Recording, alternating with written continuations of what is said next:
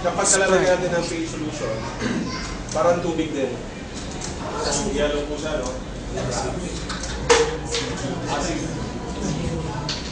Kaya lang, kapag uminom tayo ng soft drinks everyday, tingnan nyo po isang drop kanina, nakita nyo po, isang drop nando sa tubig, violet. Kahit buong baso po yun, kaya nyo reverse.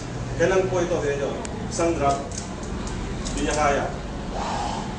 2 drops. 3, 4, 5, 6, 7, 8, 9, 10. Hindi mo niya kaya. Ibig sabihin, grabe ang acid po nito.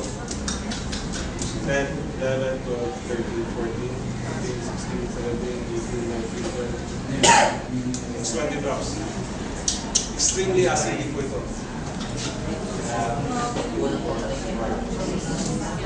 26, 7, 8, 13 drops.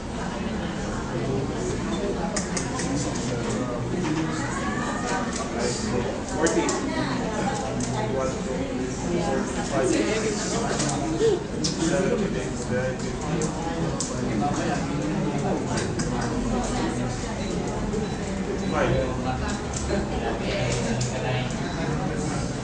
16. Mauubos mo na yung isang bottle. 69. Dahil lang sa isang bottle ng ay 71. isang baso ng Sprite.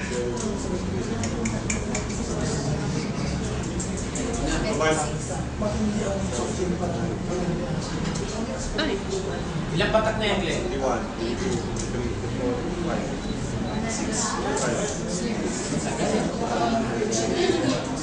19 drops po ito. 90 drops? 90. Bago maging alkaline. Mahirap i-reverse ng soft drink. Napakataas na. Very stable na oxidized po ito. Sprite.